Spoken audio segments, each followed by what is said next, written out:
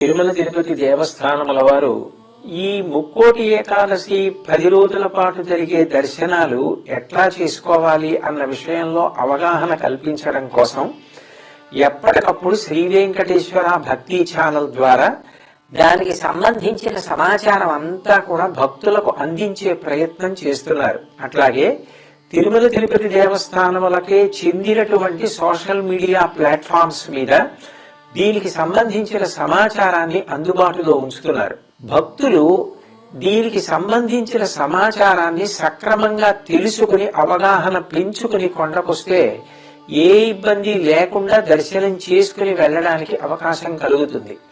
అట్లాగే ఆన్లైన్ లో కానీ ఆఫ్లైన్ లో దర్శనం చేసుకోవడానికి టికెట్లు పొందిన వారు కానీ వారికి ఏ సమయాలు కేటాయింపబడ్డాయో ఆ సమయానికే వస్తే ఇటు నిర్వహణ చేసేవారికి కానీ తోటి భక్తులకు కానీ ఇబ్బంది కలగకుండా ఉంటుంది. భక్తి అంటే ఆర్ద్రత, భక్తి అంటే పక్కవారికి ఉపకారం చేయడం, భక్తి అంటే అందరి ఎడలా ప్రేమతో ప్రవర్తించడం. కొండకు వచ్చిన తరువాత మనం పక్కన ఉన్నటువంటి భక్తుల యొక్క సౌకర్యం గురించి కూడా ఆలోచించాలి.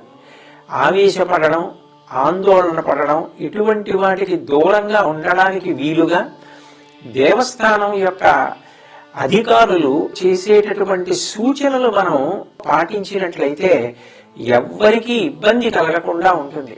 ఎటువంటి అవాంఛనీయ సంఘటనలు జరగకుండా మనందరం సంతోషంగా దర్శనం చేసుకున్నప్పుడే అటు స్వామికి కానీ ఇటు అధికారులకు కానీ మిగిలిన వారికి కానీ సంతోషకరంగా ఉంటుంది. కాబట్టి దయచేసి అందరూ ఈ సూచనలను పాటించవలసిందిగా మరీ నేను ప్రార్థన చేస్తున్నాను.